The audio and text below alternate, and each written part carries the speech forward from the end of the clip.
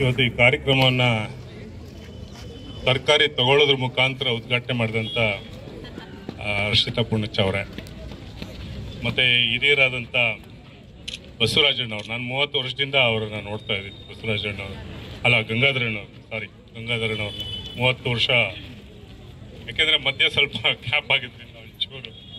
ಮತ್ತು ನಂಜುಂಡೇಗೌಡರು ಅಷ್ಟೇ, ನಾವೊಂದು 30 ವರ್ಷ ಆಯಿತು. ಮತ್ತು ಅನ್ಸೂಯಕ್ಕ ಅವರು, ಆಮೇಲೆ ಆಲೂರು ಪ್ರಕಾಶಣ್ಣ ಅವರು, ಗ್ಯಾರಂಟಿ ರಾಮಣ್ಣ. ನನಗೆ ಕಾಂಗ್ರೆಸ್ ಜ್ಞಾಪಕ ಬಂತು, ಇದೇನು ಗ್ಯಾರಂಟಿ ರಾಮಣ್ಣ ಅಂತೇಳಿ, ಗ್ಯಾರಂಟಿ ರಾಮಣ್ಣ ಅವರು. ಮತ್ತು ಆಲೂರು ಪ್ರಕಾಶ್ ಮೂರ್ತಿಯವರು, ಆಲೂರು ಮೂರ್ತಿಯವರು ಇವತ್ತು ವೇದಿಕೆಯಲ್ಲಿದ್ದಾರೆ. ಮತ್ತು ವಿಶೇಷವಾಗಿ ಈ ಕಾರ್ಯಕ್ರಮ ನೇತೃತ್ವ ವಹಿಸಿರುವಂಥವರು ಮತ್ತು ಇದೆಲ್ಲ ವ್ಯವಸ್ಥಿತವಾಗಿ ಮಾಡಿರುವಂತಹ ಚುಕ್ಕಿ ನಂಜುಂಡಸ್ವಾಮಿ ಅವರು ವೇದಿಕೆಯಲ್ಲಿದ್ದಾರೆ. ಬಂಧುಗಳೇ, ಇವತ್ತು ಭಾಳ ಸಂತೋಷ ಆಗ್ತದೆ. ನಾವು ಇಲ್ಲಿ ನಿವಾಸಿಗಳಾಗಿ, ನಾನು ನಿವಾಸಿ, ಚುಕ್ಕಿ ಮೇಡಮ್ ಅವರು ಇಲ್ಲಿ ನಿವಾಸಿ ಅಂತಲೇ ಹೇಳ್ಬೇಕು. ನಾವು ಹೇಳ್ಬೋದಲ್ಲ ಮೇಡಮ್, ನೀವು ನಿವಾಸಿಗಳು ಅಂತಲೇ ಹೇಳ್ಬೋದು ಇಲ್ಲಿ. ಮತ್ತು ಹರ್ಷಿತಾ ಅವರು ನಿವಾಸಿಗಳಿಲ್ಲಿ. ಏನಂದರೆ ಇದು ಸುಮಾರು 30-35 ವರ್ಷಗಳಿಂದ ನಾವೇನಿಲ್ಲಿ ಭಾವಚಿತ್ರ ನೋಡ್ತಾ ಇದ್ದೀವಿ. ಪ್ರೊಫೆಸರ್ MD ನಂಜುಂಡಸ್ವಾಮಿ ಅವ್ರದ್ದು ನಾನು ಹುಡುಗ ಇದ್ದಾಗಿಂದನೂ ನಾನು ನೋಡ್ತಿದ್ವಿ. ನಮ್ಮನ್ನು ತುಂಬ ಪ್ರೀತಿಸ್ತಿದ್ರು ಅವರು. ಎಲ್ಲಾದರೂ ಹೋಗ್ಬೇಕಾದ್ರೆ ನಾನು ಕರ್ಕೊಂಡು ಹೋಗೋರು, ರಾಜ್ಕುಮಾರ್ ಬಾ ಹೋಗಿ ಬರೋಣ ಅಂತೇಳಿ. ಮತ್ತು ಈ ಕೆಂಟಕಿ ಫ್ರೈಡ್ ಚಿಕನ್ ಅದನ್ನು ಹೊಡೆದಾಗೂ ಅಷ್ಟೇ, ಆ ಒಂದು ಬಿಲ್ಡಿಂಗನ್ನೇ ಹೊಡೆದಾಕ್ಬೇಕು ಅಂತೇಳಿ ಕೆಂಟಕಿ ಫ್ರೈಡ್ ಚಿಕನ್ ಏನು ಮಾಡಿದ್ರು ಹೋಟೆಲ್ಲು, ಅದನ್ನು ಹೊಡೆದಾಗ ಕೆಲವು ವಿಷಯಗಳಲ್ಲಿ ನಾವು ಭಾಗಿಯಾಗಿದ್ವಿ.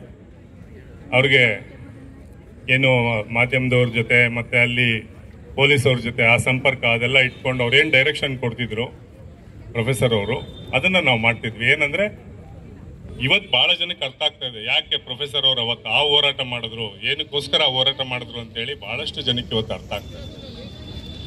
ಇವತ್ತು ಚುಕ್ಕಿ ಮೇಡಮ್ ಹೇಳಿದ್ರು, ಇಲ್ಲಿ ಒಂದು ರೈತರಿಂದ ನೇರವಾಗಿ ಗ್ರಾಹಕರಿಗೆ ಒಂದು ತರಕಾರಿಗಳನ್ನು ಮತ್ತು ಎಲ್ಲ ಬೆಳೆದಂಥ ಬೆಳೆಗಳನ್ನು, ದವಸ ಧಾನ್ಯಗಳನ್ನು ಕೊಡೋ ಅಂಥ ಒಂದು ಕಾರ್ಯಕ್ರಮ ಮಾಡಬೇಕು ಅಂತೇಳಿ ನಮಗಂತೂ ಭಾಳ ಖುಷಿ ಆಯಿತು. ಯಾಕೆಂದರೆ ನಾವು ಈ ಭಾಗದಲ್ಲಿ ವಾಸ ಮಾಡ್ತಾ ಇರೋದ್ರಿಂದ ಈ ಭಾಗದ ಎಲ್ಲ ನಿವಾಸಿಗಳಿಗೆ ಅನುಕೂಲ ಆಗೋ ಥರದ್ದು ಅವರು ಬಂದು ಮಾಡ್ತಿದ್ದಾರೆ ಅಂತೇಳಿ ನಮಗೆ ತುಂಬ ಸಂತೋಷ ಆಯಿತು. ಅವ್ರಿಗೆ ನಾನು ಕೃತಜ್ಞತೆಯನ್ನು ಸಲ್ಲಿಸ್ತೇನೆ. ಜೊತೆಗೆ ಪ್ರೊಫೆಸರ್ MD ನಂಜುಂಡಸ್ವಾಮಿ ಅವರ ಅವ್ರ ಕಲ್ಪನೆನೇ ಬೇರೆ ಇತ್ತು ಬಿಡಿ. ಇವತ್ತು ರೈತರುಗಳು ಕೆಲವು ಜಿಲ್ಲೆಗಳಲ್ಲಿ ಅವರ ಫೋಟೋನ, ನಾವೇನು ದೇವ್ರ ಫೋಟೋಗಳನ್ನ ಮನೇಲಿ ಹಾಕ್ಕೊಳ್ತೀವಿ, ಆ ರೀತಿ ಪ್ರೊಫೆಸರ್ ಅವ್ರ ಫೋಟೋನ ಅವ್ರವ್ರ ಮನೆಗಳಲ್ಲಿ ಹಾಕ್ಕೊಂಡಿದ್ದಾರೆ ರೈತರು. ಯಾಕೆ ಈ ಮಾತು ಹೇಳ್ತಿದ್ದೀನಿ ಅಂತಂದರೆ, ಯಾವುದೇ ರೈತನ ಮನೆ ಅಲ್ಲಿ ಬ್ಯಾಂಕಲ್ಲೋ ಅಲ್ಲಿ ಸೊಸೈಟಿನೋ ಸಂಘದಲ್ಲೋ ಸಾಲ ತಗೊಂಡು ಅವ್ನು ಕೊಡೋದು ಸ್ವಲ್ಪ ತಡ ಆದಂಥ ಸಂದರ್ಭದಲ್ಲಿ ಯಾರೋ ಅಧಿಕಾರಿಗಳು ಹೋಗಿ ಅವ್ರನ್ನ ಗಲಾಟೆ ಮಾಡಿದ್ರು, ಜಪ್ತಿ ಮಾಡಿದ್ರು ಅಂತಂದ್ರೆ ಅದನ್ನ ಸಹಿಸ್ಕೊಳ್ತಾ ಇರಲಿಲ್ಲ. ಅವ್ರು ಯಾವುದೇ ಕಾರಣಕ್ಕೂ ಸಹಿಸ್ಕೊಳ್ತಾ ಇರಲಿಲ್ಲ. ಆ ಅಧಿಕಾರಿಗೆ ಮರಕ್ಕೆ ಕಟ್ಟಾಕಿ ಅಂತ ಹೇಳೋರು. ಯಾಕೆ ಅಂತಂದ್ರೆ ರೈತ ಯಾವತ್ತೂ ಸಾಲ್ಗಾರ ಅಲ್ಲ ಅಂತ ಹೇಳೋರು. ಸಾಲ್ಗಾರ ರೈತ ಯಾಕೆ ಆಗ್ತಾನೆ ಅಂದ್ರೆ, ಆ ರೈತ ಬೆಳೆದಂತ ಬೆಳೆಗೆ ಒಂದು ಕನಿಷ್ಠ ಬೆಲೆ ಕೂಡ ಸಿಗ್ತಾ ಇದ್ದಂತ ಸಂದರ್ಭದಲ್ಲಿ ರೈತ ಸಾಲ್ಗಾರ ಆಗ್ತಾನೆ ಅಂತ ಹೇಳ್ತಾ ಇದ್ದಿದ್ದು ಪ್ರೊಫೆಸರ್ ನಂಜುಂಡಸ್ವಾಮಿ ಅವರು. ಮತ್ತೆ ಪ್ರೊಫೆಸರ್ ನಂಜುಂಡಸ್ವಾಮಿ ಅವರು ಹೇಳೋರು, ಒಂದು ಸರ್ಕಾರದ ವಾಹನ ಯಾವುದೋ ಒಂದು ಜೀಪ್ ತಹಸೀಲ್ದಾರ್ ಉಪಯೋಗಿಸ್ತಾ ಇದ್ದಿದ್ದೋ, AC ಉಪಯೋಗಿಸ್ತಾ ಇದ್ದಿದ್ದೋ ಒಂದು ಜೀಪ್ ಅದು ಮೂಲೆಯಲ್ಲಿ ನಿಂತ್ಕೊಂಡು ಕೆಟ್ಟೋಯ್ತು ಅಂತಂದ್ರೆ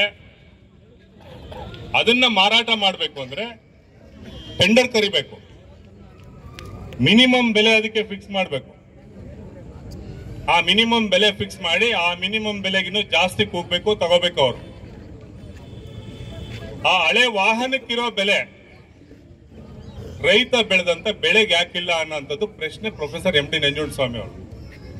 ಎಲ್ಲ ಸರ್ಕಾರಗಳು ಹಿಂದೆ ನಾನು ನೋಡಿದಂತೆ ಸರ್ಕಾರಗಳು ನಂಜುಂಡಸ್ವಾಮಿ ಅವರು ಪ್ರತಿಭಟನೆ ಮಾಡ್ತಿದ್ದಾರೆ, ಸ್ಟ್ರೈಕ್ ಮಾಡ್ತಿದ್ದಾರಂತೆ, ಬೆಂಗಳೂರಿಗೆ ರೈತರನ್ನ ಬರಕ್ ಹೇಳಿದಾರಂತೆ ಅಂತಂದ್ರೆ ವಿಧಾನಸೌಧ ನಡುಕ್ತಾ ಇತ್ತು ಅಂತೇಳಿ ಪತ್ರಿಕೆಯವರು ಬರೀತಾ ಇದ್ರು.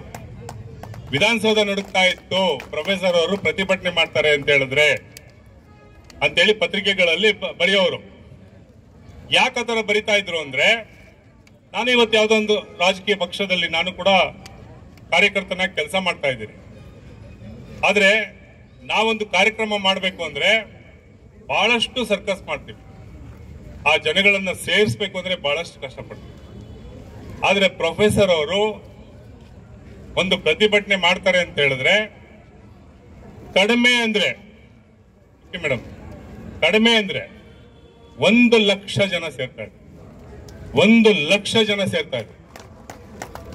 ಆ ಕಬ್ಬನ್ ಪಾರ್ಕ್ ಅಲ್ಲಿ ಆ ಒಂದು ಇದರಲ್ಲಿ ಒಂದು ಸಾರ್ತಿ ಪ್ರತಿಭಟನೆ ಮಾಡಿದಂತ ಸಂದರ್ಭದಲ್ಲಿ ಅದು ಒಂದು ಇತಿಹಾಸ ಸೃಷ್ಟಿ ಆದಂತ ದಿವಸ. ಅಲ್ಲಿ ಅದು ಎಷ್ಟು ಅಂತ ಸಂಖ್ಯೆ ಇಲ್ಲ ಬಿಡಿ, ಅಷ್ಟು ಸಂಖ್ಯೆ ಜನ, ಅದನ್ನ ಹೇಳಕ್ಕೆ ಆಗೋದಿಲ್ಲ. ಕನಿಷ್ಠ 10 ಲಕ್ಷ ಜನ ಸೇರಿದಂತ ಸಂದರ್ಭದಲ್ಲಿ ಈ ಒಂದು ಪ್ಲಾಸ್ಟಿಕ್ ಬಿಂದಿಗೆಗಳು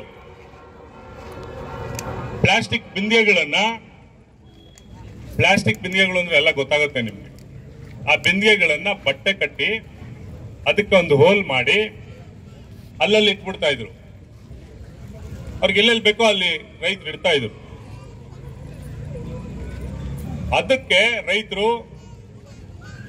ಸಂಘಟನೆ ಮಾಡ್ಲಿಕ್ಕೆ ಅಂತೇಳಿ, ರೈತ ಸಂಘ ತುಂಬಾ ಬಲಿಷ್ಠ ಆಗ್ಬೇಕು ಅಂತ ಹೇಳಿ 10 ರೂಪಾಯಿ, 20 ರೂಪಾಯಿ, 15 ರೂಪಾಯಿ, 50 ರೂಪಾಯಿ, ನಾವು ದೇವಸ್ಥಾನದಲ್ಲಿ ಹೋದ್ರೆ ಉಂಡಿಗೆ ಹಾಕ್ತಿವಲ್ಲ, ಆ ರೀತಿ ರೈತರು ಈಗ ಕಾರ್ಯಕರ್ತರು ಕರ್ಕೊ ಬರ್ಬೇಕು ಅಂದ್ರೆ ಬಸ್ ಕೊಡ್ಬೇಕು, ದುಡ್ಡು ಕೊಡ್ಬೇಕು, ಮತ್ತೆ ಇನ್ನ ಬೇಡ ಬಿಡಿ, ಆ ತರ ಕರ್ಕೊಂಡ್ ಬರೋಂಥದ್ದನ್ನ ನಾವು ನೋಡ್ತಾ ಇದೀವಿ. ಆದ್ರೆ ಅವಾಗ ಪ್ರೊಫೆಸರ್ ಕರೆದ್ರೆ 10 ಲಕ್ಷ ಜನ ಬಂದ್ರು ಸಹ ಅವ್ರದೇ ಬಸ್ಸು, ಅವ್ರದೇ ಊಟ, ಅವ್ರದೇ ತಿಂಡಿ, ಅದಲ್ಲದೆ ರೈತ ಸಂಘ ಗಟ್ಟಿ ಆಗ್ಬೇಕು ಅಂತ ಹೇಳಿ ಆ ಬಿಂದಿಗೆಗಳಲ್ಲಿ ದುಡ್ಡು ಹಾಕ್ತಾ ಇದೆ. ಅದು ಸುಮಾರು 35,000 ರಿಂದ 40,000 ರೂಪಾಯಿ ಆ ಹಣ ಗಳಿಕೆ ಆಗ್ತಿತ್ತು, ಬರ್ತಿತ್ತು. ಅದನ್ನ ಒಂದ್ ಕಡೆ ಕುಳಿತುಕೊಂಡು ನಾವೇ ಅದೆಲ್ಲ ಕೌಂಟ್ ಮಾಡ್ತಾ ಇದ್ವಿ. ಕೌಂಟ್ ಮಾಡಿ ಆ ದುಡ್ಡನ್ನ ಹೋರಾಟಕ್ಕೆ ಮಾತ್ರ ಉಪಯೋಗಿಸ್ತಾ ಇದ್ರು, ರೈತ ಸಂಘದ ಹೋರಾಟಕ್ಕೆ ಉಪಯೋಗಿಸ್ತಾ ಇದ್ರು. ಅವಾಗ ಒಂದು ಫೋಟೋ ಕಾಪಿ ಅಂತಾರಲ್ಲ, ಜೆರಾಕ್ಸ್ ಕಾಪಿ ತೆಗಿಬೇಕು ಅಂದ್ರೆ 50 ಪೈಸಾ ಕೊಟ್ರೆ ಪ್ರೊಫೆಸರ್ ಅವ್ರಿಗೆ 10 ಪೈಸಾ ವಾಪಸ್ ತಗೊಂಡೋಗಿ ಕೊಡ್ಬೇಕಿತ್ತು. ಅವ್ರು ಯಾರು ತಗೊಂಡೋಗ್ತಾರೆ ಜೆರಾಕ್ಸ್ ಮಾಡಕ್ಕೆ 10 ಪೈಸಾ ವಾಪಸ್ ಕೊಡ್ಬೇಕಿತ್ತು. ಓಕೆ ಮೇಡಮ್, 10 ಪೈಸಾ ವಾಪಸ್ ಕೊಡ್ಬೇಕಿತ್ತು. ವಾಪಸ್ ಕೊಡ್ಲೇ ಇಲ್ಲ ಅಂದ್ರೆ ಅವನು ಆ 10 ಪೈಸಾನ ದುರುಪಯೋಗ ಪಡಿಸ್ಕೊಂಡಿದ್ದಾನೆ, ರೈತರ ದುಡ್ಡು ಅಂತೇಳಿ. ಯಾರಾದ್ರೂ ಸಿಗ್ತಾರ ಆ ತರ ನಾಯಕರು ಇನ್ನು ಮುಂದೆ ನಮಗೆ ಸಿಗಕ್ಕೆ ಸಾಧ್ಯ ಇದೆಯಾ? ನಾನು ಶಿವರಾಜ್ ಅಂತ ಹೇಳಿದ್ರು, ಒಬ್ರು ಕಾರ್ಪೊರೇಟರ್ ಇದ್ರು, ಅವ್ರಿಗೆ ಹೇಳಿದೆ, ಪ್ರೊಫೆಸರ್ ಅವರು ಇಷ್ಟು ಹೋರಾಟ ಮಾಡಿದ್ದಾರೆ ಕರ್ನಾಟಕ ರಾಜ್ಯದಲ್ಲಿ, ರೈತರ ಧ್ವನಿಯಾಗಿ ಕೆಲಸ ಮಾಡಿದ್ದಾರೆ. ಅವರ ಹೆಸರನ್ನ ಬಹಳ ಮುಖ್ಯವಾದ ರಸ್ತೆಗಳಿಗೆ, ಬಹಳ ಮುಖ್ಯವಾದಂತ ಸರ್ಕಲ್ಗಳಿಗೆ ಅವರ ಹೆಸರನ್ನು ಇಡಬೇಕು ಅಂತ ಹೇಳಿ ನಾನು ಒಂದು ಅವರಿಗೆ ಮನವಿ ಮಾಡಿದ್ದೆ. ಆ ಮನವಿಗೆ ಸ್ಪಂದಿಸಿ ಬಿಬಿಎಂಪಿನಲ್ಲಿ, ಬೃಹತ್ ಬೆಂಗಳೂರು ಮಹಾನಗರ ಪಾಲಿಕೆನಲ್ಲಿ ಒಂದು ರಾಜರಾಜೇಶ್ವರಿ ನಗರ ಮುಖ್ಯ ದ್ವಾರದಿಂದ ಮುಂದೆ ಬಂದ್ರೆ ಮೇಡಮ್, ರಾಜ ಆರ್ಚಿಂದ ಸ್ವಲ್ಪ ಮುಂದೆ ಬಂದ್ರೆ ನೀವು ಪೆಟ್ರೋಲ್ ಬಂಕಿಂದ ಆ ಕಡೆ ತಿರ್ಕೊಳ್ತೀರಾ. ಆ ಒಂದು ವೃತ್ತಕ್ಕೆ ಪ್ರೊಫೆಸರ್ MD ನಂಜುಂಡಸ್ವಾಮಿ ವೃತ್ತ ಅಂತೇಳಿ ಹೆಸರಿಟ್ಟಿದ್ದಾರೆ ಬಿಬಿಎಂಪಿ ಅವರು. ಸದ್ಯದಲ್ಲೇ ಆ ಬೋರ್ಡ್ ಅನ್ನು ಕೂಡ ನಾವು ಹಾಕ್ಲಿಕ್ಕೆ ತಯಾರಿ ಮಾಡಿದ್ದೇವೆ. ಅದನ್ನು ಕೂಡ ಒಂದು ನಾಮಕರಣ ಕಾರ್ಯಕ್ರಮ ಮಾಡ್ತೀವಿ. ಅವಾಗ ನೀವು ನಂಜುಂಡೇಗೌಡರು ಎಲ್ಲರೂ, ಗಂಗಾಧರಣ್ಣವರು ಬಂದು ಅದೊಂದು ಏನು ತೆರೆ ಎಳೆಯೋದ್ರ ಮುಖಾಂತರ ಆ ನಾಮಕರಣ ಮಾಡಬೇಕು ಅಂತ ಹೇಳಿ ನಾನು ಕೇಳ್ಕೊಳ್ತೀನಿ. ಯಾಕೆಂದ್ರೆ ಇವತ್ತು ನಾನು ನಮ್ಮ ತಂದೆಯವರ ಹೆಸರಲ್ಲಿ ರಂಗಮಂದಿರ ನಿರ್ಮಾಣ ಮಾಡಿದ್ದೀನಿ ಅಂದ್ರೆ ಅದಕ್ಕೆ ಶಕ್ತಿ ಕೂಡ ಅದು ಪ್ರೊಫೆಸರ್ MD ಅನ್ನೋರು ಕೊಟ್ಟಂತ ಶಕ್ತಿ. ಇವತ್ತು ಈ ಒಂದು ಪ್ರದೇಶದಲ್ಲಿ ಇಲ್ಲಿ ಒಂದು ರಂಗಮಂದಿರ ನಿರ್ಮಾಣ ಮಾಡಿ ಅದನ್ನ ವಿಷ್ಣುವರ್ಧನ್ ಅವ್ರು ಬಂದು ಉದ್ಘಾಟನೆ ಮಾಡಿದ್ರು. ಇವತ್ತು ಯಾಕೆ ನಮಗೆ ಖುಷಿ ಆಗುತ್ತೆ ಅಂದ್ರೆ ಚುಕ್ಕಿ ಮೇಡಮ್ ಅವರು ಅದನ್ನ ಬಹಳ ಉಪಯೋಗ ಆಗೋ ತರ, ಇಲ್ಲಿ ಈ ಭಾಗದ ಜನರಿಗೆ ಉಪಯೋಗ ಆಗೋ ತರ ಅದನ್ನ ಬಳಕೆ ಮಾಡ್ಕೊಳ್ತಿದ್ದಾರೆ. ಖಂಡಿತವಾಗೂ ಇದಕ್ಕೆ ಸಂಪೂರ್ಣ ಸಹಕಾರ ಇರುತ್ತೆ, ಯಾವತ್ತೂ ಸಹಕಾರ ಇರುತ್ತೆ. ಅದೊಂದು ಬೇಕಾದ್ರೆ ಒಂದು ಸೆಟ್ಕಿ ಕೂಡ ನಿಮ್ ಕಡೆ ಕೊಟ್ಬಿಟ್ಟಿರ್ತೀವಿ, ನೀವು ಇದನ್ನ ಬಳಸ್ಕೊಳ್ಬಹುದು. ಗ್ರಾಹಕರಿಗೆ ಮತ್ತೆ ರೈತರಿಗೆ ಅನುಕೂಲ ಮಾಡ್ತಾ ಇದ್ದೀರಿ, ಅನುಕೂಲ ಮಾಡಿ. ಮತ್ತೆ ಇನ್ನೂ ಬಹಳಷ್ಟು ತರಕಾರಿಗಳ ಬೇಡಿಕೆ ಇದೆ. ಈಗ ಹೇಳಿದ್ರು ಗಂಗಾಧರನ್ ಅವ್ರು ಹೇಳಿದ್ರು, ಕುಂಬಳಕಾಯಿ 2 ಲೋಡು ಖಾಲಿ ಆಗ್ಬಿಡ್ತು ಅಂತ ಹೇಳಿದ್ರು. ಮತ್ತೆ ಟೊಮೊಟೊನು ಖಾಲಿ ಆಯ್ತು ಅಂತ ಹೇಳಿದ್ರು. ಏನ್ ಖಾಲಿ ಆಯ್ತು ಅದನ್ನ ರೈತರುಗಳಿಗೆ ತಿಳಿಸಿ ಮತ್ತೆ ಬರೋ ತರ, ಯಾಕೆಂದ್ರೆ ಬಂದವರು ಸಿಗ್ಲಿಲ್ಲ ಅಂತ ಹೋಗ್ಬಾರ್ದು, ಆ ರೀತಿ ಮಾಡ್ಬೇಕು ಅಂತ ಹೇಳಿ ಇದು ತುಂಬಾ ಯಶಸ್ವಿಯಾಗಿ ಆಗ್ಲಿ, ಒಳ್ಳೇದಾಗ್ಲಿ.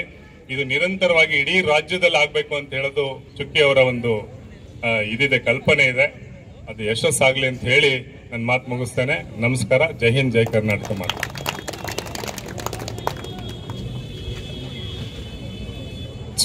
ಧನ್ಯವಾದಗಳು ರಾಜ್ಕುಮಾರ್ ಸರ್. ಸೊ ಇನ್ನೊಂದು ವಿನಂತಿ, ಇವತ್ ಬಂದ್ರಿ, ನೀವೆಲ್ಲರೂ ಏನೆಲ್ಲ ಕೊಂಡ್ಕೊಂಡಿದ್ದೀರಿ, ದಯಮಾಡಿ ಈ ಮಾಹಿತಿಯನ್ನ ಇನ್ನಷ್ಟು ಹಂಚಿ. ಯಾಕಂದ್ರೆ ಇವತ್ ಶನಿವಾರ ಸ್ವಲ್ಪ ಆಫೀಸ್ ಹೋಗಿ ಬಂದು ಸುಸ್ತಾಗಿದ್ರೆ ನಾಳೆ ಭಾನುವಾರ ಬರ್ಲಿ, ಸೋಮವಾರ ಗವರ್ಮೆಂಟ್ ಹಾಲಿಡೇ ಇರ್ಲಿ, ಅದನ್ನೆಲ್ಲನೂ ಉಪಯೋಗಿಸ್ಕೋಬೇಕು. ಓಕೆನಾ? ಎಲ್ಲರೂ ಬಂದಿರೋರು ರೆಸಿಡೆನ್ಷಿಯಲ್ ಏರಿಯಾ ಅಥವಾ ಮೇಡಮ್ ಎಲ್ಲಿಂದ ಬಂದಿರ್ತೀರಿ, ಕಮ್ಯುನಿಟಿ ಹೊರತು ಎಲ್ಲ ಕಡೆನೂ ಹರಡ್ಬೇಕು ಸುದ್ದಿನ. ಸೊ ನಮ್ ಜೊತೆಗೆ ಅನ್ಸಿಯಮ್ಮ ಇದ್ದಾರೆ, ಅಧ್ಯಕ್ಷೀಯಮ್ಮ.